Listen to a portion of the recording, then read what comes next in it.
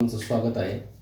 आपण कामगार नेते, शेतकऱ्यांचे नेते, कष्टकऱ्यांचे नेते असे वेगवेगळ्या प्रकारचे नेतृत्व करणारे लोक नेते पाहिले असतील, परंतु आपण आज आज एका आगळ्या वेगळ्या नेत्यासोबत चर्चा करणार आहोत. ह्यात फार्मासिस्टचे नेते, बरेचसे फार्मासिस्ट ऑलमोस्ट त्यांना ओळखतात. फार्मासिस्टचे नेते RCD या फार्मा सेक्टरमध्ये काम करणाऱ्या संघटनेचे अध्यक्ष श्री सचिन भालेकर सर आपल्यासोबत आहेत आणि आपण फार्मसी काउन्सिल निवडणुकीच्या अनुषंगाने त्यांच्याशी एक संवाद करणार आहोत. सर, आपलं खूप खूप स्वागत आहे. धन्यवाद. आता आबा म्हणेल मी, कारण आपली मैत्री जुनी आहे आणि एक फार्मसीच्या चळवळीमध्ये मला माहिती आहे की तुम्ही डिग्री विकायला काढली होती आणि अगदी आपले माजी मुख्यमंत्री जे आहेत फडणवीस साहेब यांनी सुद्धा त्या गोष्टीचं कौतुक केलं होतं आणि दखल सुद्धा घेतली होती. तर अशा या फार्मसी चळवळीतले तुम्ही एक चळवळीतलेच कार्यकर्ते आहात. तर धन्यवाद. हा पब्लिक प्लॅटफॉर्म जो आपण उपलब्ध केलात फार्मसीसाठी. जनरली कोणी रिपोर्टर फार्मसीची दखल घेत नाही. एक लोकल न्यूजपेपरला कोणी ओळखीचं असेल तेवढंच पुरतच फार्मसीच्या बातम्या असतात. तर तुम्ही आज एवढी मोठी दखल घेतात आणि जो फार्मसीचा आवाज आहे तो पब्लिकपर्यंत पोहोचवतात, हे खरंच कौतुकास्पद आहे. सर, राज्यात सध्या आता पुणे, मनपा, PCMC, मुंबई निवडणूक आहे आणि यासोबतच आपल्या फार्मसी काउन्सिलच्या निवडणूक आहेत. तब्बल अनेक वर्षानंतर, मला वाटतं 10-11 वर्षानंतर ही निवडणूक होती. इतक्या कालखंडानंतर ही निवडणूक होती. आपल्या बऱ्याच फार्मासिस्टला माहीत पण नाही निवडणूक. मला वाटतं तुमच्यामुळे बऱ्याचशा लोकांना ही प्रक्रिया मला पण माहीत झाली. तर याच्याबद्दल तुमचं काय म्हणणं आहे की ही निवडणूक आपल्या फार्मासिस्ट लोकांना का माहीत झाली नसावी, किंवा ही निवडणूक इथून मागं कशी होते, कशी झाली आणि आता कशी असेल? आतापर्यंतची परिस्थिती थोडीशी वेगळी होती. 1969 साली MSPC रूल हा महाराष्ट्र राज्यामध्ये लागू झाला. महाराष्ट्र शासनाच्या म्हणजे फार्मसी ऍक्ट 1948च्या अनुषंगाने MSPC रूल स्थापन झाला, pharmacy Maharashtra state pharmacy council rule. आणि या रूल नंतर महाराष्ट्रामध्ये फार्मसी काउन्सिल अस्तित्वात आलं. परंतु अशी परिस्थिती झाली की मला आठवतं 1982 ते 87 हा कालावधी जर सोडला तर नागपूरचे प्राध्यापक त्या ठिकाणी फार्मसी काउन्सिलवरती अध्यक्ष म्हणून होते. त्यानंतर फार्मसी काउन्सिल हे एका केमिस्ट संघटनेच्या हातामध्ये आजतागायत त्याची सत्ता होती आणि कार्यप्रणाली अशी होती की मागच्या 30 वर्षामध्ये, म्हणजे मलाही फार्मसी सुटून आता 25 वर्ष झाले, तर 25 वर्षामध्ये मी कधी बॅलेट पेपर पाहिलं नाही आणि मागचे तर 11 वर्षापासून इलेक्शनच लागले नाहीत. म्हणजे इलेक्शन 5 वर्षाला इलेक्शन होणं भाग होतं, पण वेगवेगळे कारण सांगत हे पुढे ढकलत गेले. 4 वर्ष पुढे ढकलले, नंतर करोनाचं कारण सांगितलं, त्याचमुळे पुढे ढकलला. असा तो टोटल आता जवळपास 9 वर्ष म्हणता येईल की 5 आणि 4 9 वर्ष तरी हे इलेक्शन पुढे ढकललं यांनी आणि 9 वर्ष सत्तेचा उपभोग घेतला. आता आजपर्यंत ही मतदान पद्धती माहीत का नव्हती, तर ते बॅलेट पेपर जे होते किंवा सूचना जी होती ती कधी कोणापर्यंत पोहोचूच दिली नाही. म्हणजे एका विशिष्ट संघटनेने त्यांच्या तालुका लेवलच्या पदाधिकाऱ्यांना सांगायचं, त्यांनी पोस्टातून, मी आरोप असा करत नाही पण मी त्या प्रक्रियेचा भाग होतो, मी त्या संघटनेचा सभासद आहे, मागच्या निवडणुकीच्या वेळेला मी त्या प्रक्रियेचा भाग होतो, की ते सगळं उचलायचं आणि काउन्सिलमध्ये नेऊन द्यायचं, झालं इलेक्शन म्हणून डिक्लेअर करायचं आणि ते लोक निवडून यायचे. सर, आता तुम्ही परिवर्तन पॅनलच्या माध्यमातून सगळे उमेदवार उभा केले, तुम्ही त्या पॅनलचे नेते आहात. ही प्रक्रिया अशीच पुन्हा जर झाली तर मग याच्याकडे आता तुमच्याकडे काय उपाय? नाही, आता कसं आहे की शेवटी हे बघा, ज्या आपण म्हणतो ना की ज्या संघटनेचे आपण सभासद होतो, 20 वर्षापासून आम्ही त्या संघटनेच्या सगळ्या नाड्या ओळखल्यात, सगळ्या गोष्टी आम्हाला माहिती आहेत कशा पद्धतीने कार्यप्रणाली. जिथं आपल्याला माहीत असतं, जसा एखादा साप चावल्यानंतर एखादं विष असतं, ते विष जर कोणत्या प्रकारचं आणि कोणता साप चावलाय हे जर आपल्याला माहीत नसेल ना तर माणूस 100% मरतो. आणि आमचा फार्मासिस्ट इलेक्शनच्या पिरियडमध्ये ते मरतच होतं. पण आता विष माहीत झालंय हे कोणत्या सापाचं आहे, त्याच्यावरती अँटीडोट आहे ना आम्ही शोधून काढलाय, फार्मासिस्ट आहेत आम्ही. आणि हा जो अँटीडोट आहे तो बरोबर व्यवस्थित पद्धतीने आम्ही वापरू. वेळ पडल्यास हे जे बॅलेट उचलणारे लोक असतील किंवा हे जे गैरप्रकार करणारे लोक असतील, वेळ पडल्यास आमचे फार्मासिस्ट त्यांना त्यांची जागा बरोबर ठणकावून दाखवून देतील, लिगली दाखवतील आणि इतर मार्गाने दाखवतील. म्हणजे एवढी सोपी परिस्थिती आता नाहीये. सगळ्यात महत्वाचा बदल काय घडलाय, 2011 साली सोशल मीडिया नव्हतं आणि आज आमचा फार्मासिस्ट हा सोशल मीडियावरती आहे बऱ्यापैकी. आणि जी हुकुमशाही होती की आमचंच फक्त मतदान, आमच्या संघटनेची ताकद, आम्ही तेवढं मतदान गोळा केलं की आम्ही निवडून येऊ, ती आता परिस्थिती राहिलेली नाहीये. कारण तिथेही भरपूर मोठे भगदाडं पडलेले आहेत. आम्ही रिटेल केमिस्ट अँड ड्रगिस्ट असोसिएशनची स्थापना केली. नाही म्हटलं तरी आमच्या विचारांना मानणारे, मी म्हणत नाही की 80,000पैकी सगळेच, पण नाही म्हटलं तरी 40% लोक आमच्या विचारांना मानणार आहेत. आणि सगळ्यात महत्वाची गोष्ट ही आहे की आम्ही फार्मसीच्या तत्वाला आणि फार्मसीला मानणारे लोक आहोत. आणि ज्या सत्तेच्या विरोधात आम्ही दंड ठोकले, ज्या सत्तेच्या विरोधात आम्ही शड्डू ठोकलाय, ही जी सत्ता आहे, या सत्तेचा जर तुम्ही अभ्यास केला तर 40% मेंबर यांचे, म्हणजे महाराष्ट्रामध्ये जवळपास 35 ते 40,000 नॉन फार्मसीचे दुकान आहेत.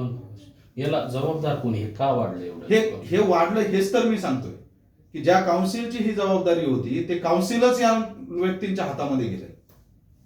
अशा संघटनेच्या हातामध्ये काउन्सिल आहे ज्याच्यामध्ये 35-40,000 नॉन फार्मसिस्ट सभासद आहेत.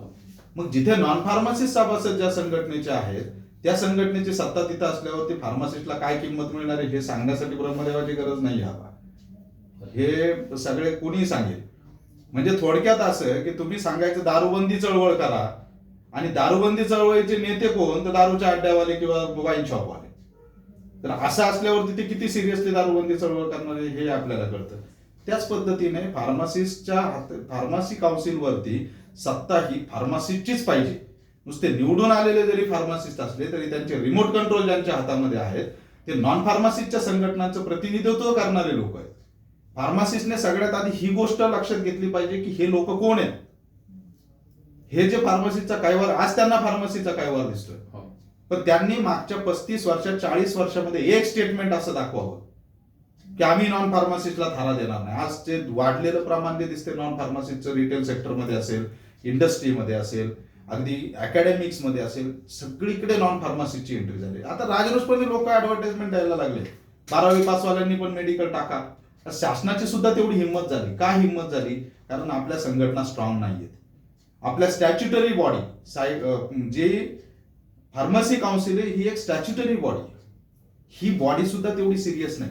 आजपर्यंत या बॉडीने जर शासनाला जर व्यवस्थित गाईड केलं असतं, ही संवैधानिक बॉडी आहे, त्यांनी जर कायद्याच्या चौकटीत राहून शासनाला सांगितलं असतं की फार्मसीचाच अधिकार प्रथम आहे, तर आज ही परिस्थिती फार्मासिस्टवर आली नसते. सर, आपण सांगताय फार्मसी काउन्सिलला नेमकं काय अधिकार असतात, त्यांनी काय काम करणं अपेक्षित असतं, आणि विद्यमान जी बॉडी आहे त्यांनी काय काम केलं, याच्याबद्दल तुमचं काय मत आहे? आता सगळ्यात महत्वाचं, फार्मसी काउन्सिलला काय अधिकार असतात, तसं असं जर विचार केला तर फार्मसी काउन्सिलचा अधिकार आणि कर्तव्य हे फक्त फार्मसीचं रजिस्ट्रेशन करणे एवढंच आहे.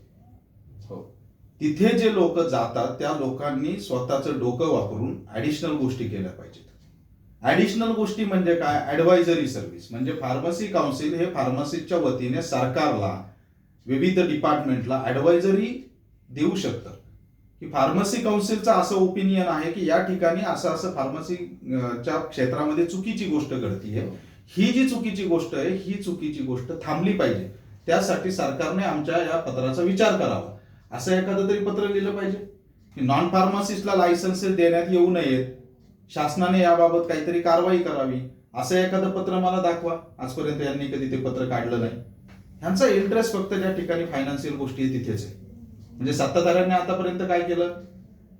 फार्मसी काउन्सिलचं रजिस्ट्रेशन आज आपण 2750 ते 3200 रुपयापर्यंत साधारणतः, पूर्वी 2750 होता, आता 3250 रुपये आपण भरतो रजिस्ट्रेशनला. त्याच्यामध्ये एनआरडी म्हणून डिपॉझिट घेतलं जातं. पण यांनी काय केलं? 14-15 करोडची बिल्डिंग खरेदी केली. कोणाचा पैसा आहे? फार्मसीचा. कुणी अधिकार दिला हो तुम्हाला एवढी राजेशाही बिल्डिंग खरेदी करण्याचा? आजही छोटे छोटे सरकारी कार्यालय हे अतिशय जुन्या बिल्डिंग मध्ये, ते आजही तिथून पैशा अभावी काढले जात नाहीत. रेव्हेन्यू मॉडेल जे असतं ते डेव्हलप केलं पाहिजे. यांनी फार्मसीचा पैसा मात्र तिकडे वापरला. कोणाला विचारून वापरला? राज्य शासनाला विचारून वापरला. अहो, पण ते पैसे तुम्ही रजिस्ट्रेशनसाठी घेतलेत, तो काय तुमच्याकडे सरप्लस पैसा नाहीये? काल मी एक मुलाखत ऐकली, त्या ठिकाणी ते म्हणे की पीपीपी कार्ड वगैरे. पीपीपी कार्ड जे आहे हे पीपीपी कार्ड आहे आपलं, हे पीपीपी कार्ड. आता जुनं जे पीपीपी कार्ड होतं ना, त्याच्यामध्ये पहा कॉलम दिलेले आहेत. या कॉलम मध्ये इथे काय दिलंय की फार्मासिस्ट क्वालिफिकेशन, ऍडिशनल क्वालिफिकेशन, त्यानंतर रजिस्ट्रेशन रिन्युअल दिलंय, आणि फार्मासिस्ट कुठे काम करत होता, त्याचं डेझिग्नेशन काय होतं, जॉईनिंग डेट काय होती, ऑथोराइज पर्सन कोण होता, त्याची रिलिव्हिंग डेट काय होती, आणि त्या ऑथोराइज पर्सनचा साइन अँड स्टॅम्प. ज्या ज्या मेडिकलमध्ये त्याने काम केलंय, ज्या ज्या कंपनीमध्ये त्याने काम केलंय, त्याची नोंद पूर्वी या पीपीपी कार्डमध्ये होती. आज काय केलं यांनी, एक कार्ड दिलंय, स्मार्ट कार्ड.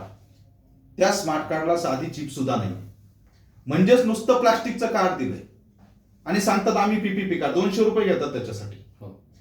ठीक आहे, एखादी चांगली योजना असेल अशा प्रकारची की ज्याच्यामध्ये नोंद होतीये सगळ्या गोष्टींची, तर एक फार्मासिस्ट 2 ठिकाणी काम करणं किंवा अनधिकृत फार्मासिस्ट ते पकडले जाऊ शकतात. पण यांनी ती सिस्टम बंद केली आणि बंद करून कार्ड काढलं, स्मार्ट कार्ड. ते स्मार्ट कार्ड जर साधं प्रिंटिंग एक प्लास्टिकचं कार्ड तुम्ही आधार कार्ड घ्यायचं 40 रुपयात, 30 रुपयात, 20 रुपयात पण देतात. आता ते स्मार्ट कार्ड ऑनलाईन तुम्हीच प्रिंट करायचे, म्हणजे त्याच्यावर सुद्धा यांनी अंकुश ठेवला नाही, तुम्हीच प्रिंट करायचं. मग तुम्ही पैसे कशाचे घेता बरं? मला फार्मसी ऍक्ट मध्ये किंवा MSPC रूल 1969 मध्ये कुठे पीपीपी कार्डचा उल्लेख केलाय दाखवा.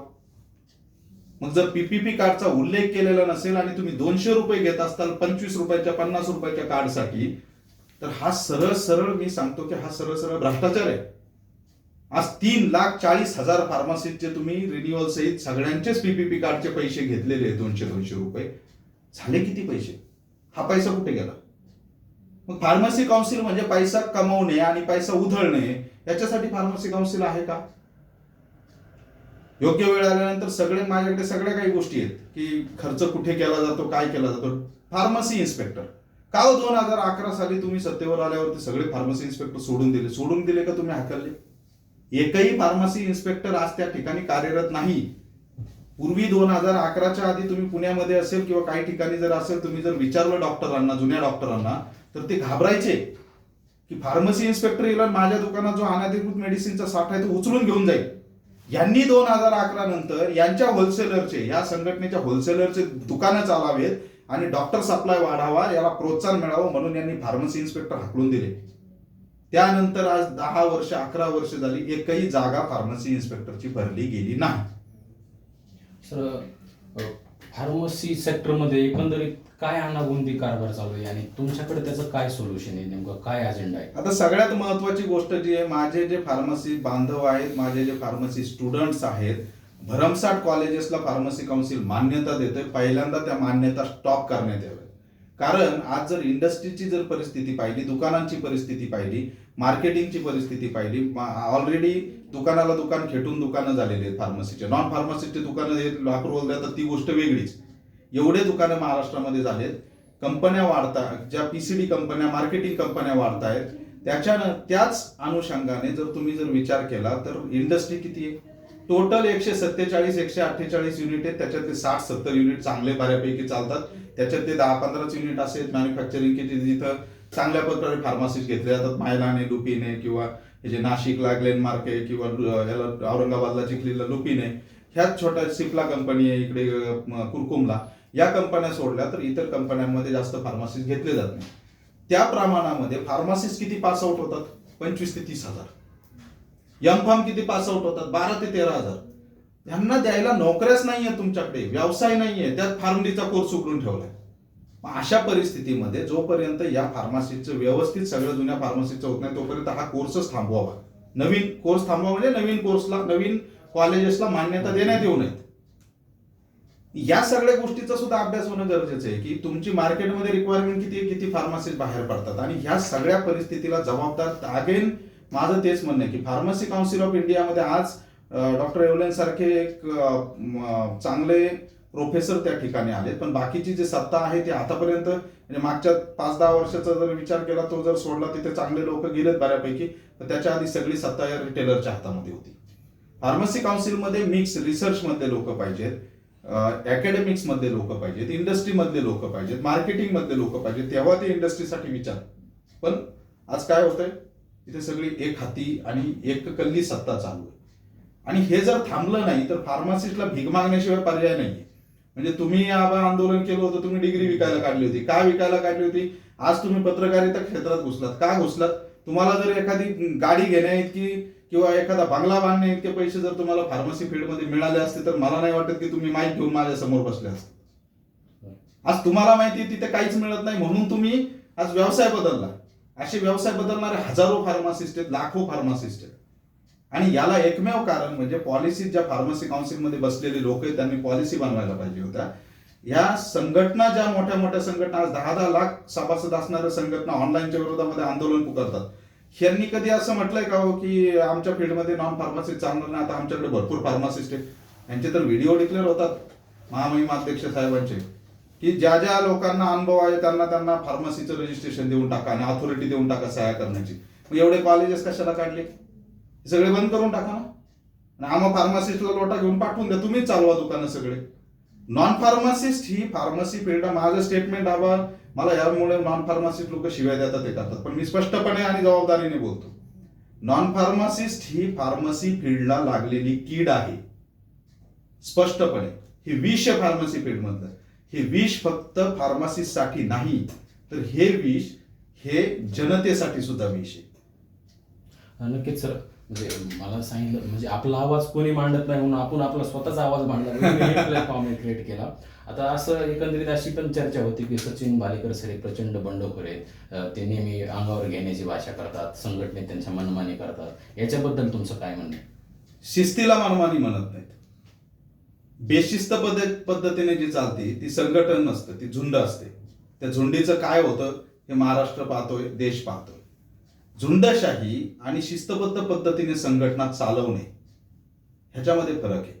आता ज्या लोकांना वाटतं की अंगावर येतात, आबा मी संत नाही, मी एक व्यावसायिक आहे, मला या संघटनेतून 1 रुपयाची अपेक्षा नाहीये, मला याच्यातून कमाई करायची नाही, मला याच्यातून पैसा कमवायचा नाही, मला याच्यातून भ्रष्टाचार करायचा नाही. अशा वेळेला प्रामाणिकपणे फक्त फार्मसिस्ट हितासाठी काम करत असताना ज्या ठिकाणी जो चुकतो त्याला मी ठोकतो, स्पष्ट आणि सरळ भाषेमध्ये. मग तो चुकणारा जो असेल ना, तो कोणीही असू द्या, तत्वांशी तडजोड करून जर कोणी वागत असेल तर त्याला माझं उत्तर अगदी कणखरपणे स्पष्ट शब्दामध्ये मी त्याला उत्तर देतो. त्या उत्तराला जर ते बंडखोरी म्हणत असतील, त्या उत्तराला ते जर आरोगन्सी म्हणत असतील, तर असे लोक माझ्याबरोबर नकोच आहेत. जे लोक कुठल्याही संघटनेत पोखरण्याचं काम करतात, राजकारण करतात, काड्या घालण्याचं काम करतात. फार्मासिस्ट एका बाजूला फार्मासिस्टला कायवारी आहोत, नेते आहोत असं म्हणायचं, आणि दुसऱ्या बाजूला मात्र हातमिळवण्या करायच्या. हे काय राजकारणाचा अड्डा आहे का? राजकारणाचा अड्डा नाहीये. फार्मसी फील्ड हे पवित्र फील्ड आहे. या फील्डमध्ये आपण लोकांचे प्राण वाचवतो. कोविडमध्ये तुम्ही बघितलंय, रात्रंदिवस फार्मासिस्टने काम केलं. कुणी आज माझ्यावरती टीका करणाऱ्यांनी आहे ना जाऊन तिथं मुख्यमंत्र्यांवरती टीका करावी, त्यांच्याकडे मागणी करावी आमच्या फार्मासिस्टला कोविड योद्धा म्हणून मान्यता द्या. तिथं त्यांचं तोंड उघडत नाही. जो माणूस फार्मसिस्टसाठी काम करतो, जो चांगलं करतो, त्याच्या विरोधामध्ये काही टोळ्याच म्हणतो मी यांना. 4-5 टाळकी एकत्र यायचे, कुठल्या तरी ग्रुपवरती काड्या घालत राहायच्या, बायकांसारखं गप्पा मारत राहायच्या. अरे त्याच्यापेक्षा 4 विधायक कामं कराच, कामाला येतील ते. सर, आपण परिवर्तनच्या माध्यमातून सगळे उमेदवार उभा केलेले, नेमकं कशा पद्धतीने रणनीती ठरलेली आहे, कशा पद्धतीने फार्मासिस्ट एवढ्या लोकांसमोर, एवढ्या मोठ्या संख्येने असलेल्या फार्मासिस्ट समोर आपण पोहोचताय, नेमकं काय वेगळं? आता सगळ्यात महत्वाचं म्हणजे आपल्यासारखे प्लॅटफॉर्म आहेत, त्यानंतर 6 उमेदवार जे आपण दिलेले ते सगळे उमेदवार जे आहेत त्यामध्ये मी स्वतः उमेदवारी करत नाहीये, मला त्याची अपेक्षाही नाही. मी आधी डिक्लेअर केलं होतं की कुठल्याही प्रकारचं निवडणूक मी लढवणार नाही आणि त्या शब्दावरती मी ठाम आहे. सगळ्यात महत्वाची गोष्ट म्हणजे अकॅडमिक्समध्ये ज्या क्षेत्रामध्ये अतिशय दुर्लक्षितपणे अकॅडमिक्सला कधीही आजपर्यंत उमेदवारी दिली गेली नाही. म्हणजे फक्त शब्द दिला गेला, कोणी दिला, काय दिला, फार्मसी फील्डमध्ये सगळ्यांना माहिती, कोणाला दिला हेही माहिती आहे. आणि शेवटच्या दिवशी मात्र त्यांना बाजूला केलं गेलं. तर अकॅडमिकचा उमेदवार आजपर्यंत कोणी दिला नाही. कॉलेजेसचे प्रोफेसर्स असतील, स्टुडंट्स असतील, यांचा शब्द यांचे कुठल्याही प्रकारे यांच्या बाबतीमध्ये कोणी कधी विचार केला नाही. आम्ही अकॅडमिकचे डॉक्टर हंबर सर आहेत, त्यांना आम्ही उमेदवारी दिली आहे. महिलांच्या बाबतीमध्ये डायनॅमिकपणे काम करणारी फार्मासिस्ट टाईमची संपादिका आणि अखिल भारतीय फार्मासिस्ट असोसिएशनची कार्याध्यक्ष कल्याणी वाघ यांना आम्ही उमेदवारी दिली आहे. शशिकांत काका कुलकर्णी जे 39 वर्षापासून रिटेल क्षेत्रामध्ये फार्मासिस्ट म्हणून काम करतात, अशा आदर्शवादी फार्मासिस्टला आम्ही उमेदवारी दिली आहे. धनंजय खाडगीर हे रिटेल सेक्टरमध्ये मागील 25 वर्षापासून अविरत काम करतायत, त्यांना आम्ही उमेदवारी दिली आहे. त्यानंतर जितेंद्र जैन सारखा धडाडीचा कार्यकर्ता फार्मसी फील्डमध्ये काम करतोय, त्याला आपण उमेदवारी दिली आहे. असे आमचे जे उमेदवार आहेत, हे उमेदवार विजय दशपुते आहेत. आज 30-35 वर्षापासून विजय दशपुते विरार, भायंदर, मुंबईच्या परिसरामध्ये, मुंबईसारख्या ठिकाणी परप्रांतीय बोगस फार्मासिस्ट येऊन धिंगाणा घालतायत, धुमाकूळ घालतायत, ती देण बोगस फार्मासिस्ट याच लोकांची. त्याच्या विरोधामध्ये दंड ठोपटणारा विजय देशपुते आम्ही दिलाय आणि आमची यंत्रणा अतिशय सक्षमपणे काम करते. कुठे आम्ही कमी नाहीत. आम्ही 1.5-2 वर्षापासून तयारी करतो. तळागाळातल्या फार्मासिस्ट पर्यंत आम्ही पोहोचलेलो आहोत आणि 100% परिवर्तन घडणार, परिवर्तन होणारच आहे आणि हे परिवर्तन करणं हीच काळाची गरज आहे. त्यानंतर या सगळ्या यंत्रणेमध्ये आता सोशल मीडियाचा तर वापर होतोच आहे, 100% वापर होणारच आहे, कारण नवीन फार्मासिस्ट सगळे सोशल मीडियावरती आहेत. ती यंत्रणा आपण वापरतोच. सर, नक्कीच ह्या निवडणुकीची म्हणजे संघटनेची किंवा फार्मा सेक्टरची पुढील दिशा काय असावी, काय असेल? तुमचं वैयक्तिक संघटनेची काय दिशा असेल किंवा फार्मा सेक्टरचं काय असावं, तुमचं काय मत यावर? काउन्सिलमध्ये परिवर्तन व्हावं. काउन्सिलच्या माध्यमातून अनेक प्रश्न आपण सोडवू शकतो. काउन्सिलमध्ये चांगले इंटेलिजंट लोक जावेत, चांगल्या विचारांचे लोक जावेत. त्याचबरोबर जे निष्कलंक लोक आहेत असे प्रामाणिक लोक त्या ठिकाणी जावेत. आणि सगळ्यात महत्त्वाचं, फार्मसी फील्डवरती सध्या काही झुंडशाही करणाऱ्या संघटनांची जी हुकूमत आहे, दहशत आहे, ही दहशत पहिली संपावी. डॉक्टर सप्लाय असेल, ऑनलाईन असेल किंवा इंडस्ट्रीमध्ये प्रश्न असतील, या प्रश्नांसाठीचा लढा आपण सुरू ठेवणारच आहोत. RCDA असेल, green cross foundation, national pharmacist association, pharmacy काउन्सिलमध्ये सत्ता तर येणारच आहे परिवर्तनची, पण समजा सत्ता नाही आली तरी हा लढा याच उमेदवार जे आहेत याच नेतृत्वाखाली आपण करणार आहोत आणि हा लढा चालू ठेवणार आहोत. आणि फार्मसी काउन्सिलच्या निवडणूक लढणे, जिंकणे हा तर उद्देश आहेच, परंतु ते अंतिम साध्य नाही. म्हणजे निवडणूक लढलीच पाहिजे, सत्तेवर आलंच पाहिजे असंही नाहीये. आमचा लढा फार्मासिस्टसाठी सत्ता असो नाही तर नसो, आजही फार्मसीचे जे काउन्सिलचे काम आहे ते आजही आम्ही सत्ता असो नाही तर नसो आम्ही करूनच घेतो. फक्त सत्ता आल्यानंतर हे जे मनमानी पद्धतीने पैसा वापरला गेलाय, भ्रष्टाचार केला गेलाय, ह्या सगळ्या गोष्टी आपल्याला चव्हाट्यावरती आणता येतील. त्या तर तशाही आपण आवाज उठवून आणणारच आहोत, पण संवैधानिक मार्गाने आपल्याला त्या गोष्टी थांबवायच्यात आणि फार्मसिस्टसाठी काहीतरी नवी दिशा, नवं स्वप्न आपण दाखवणार आहोत.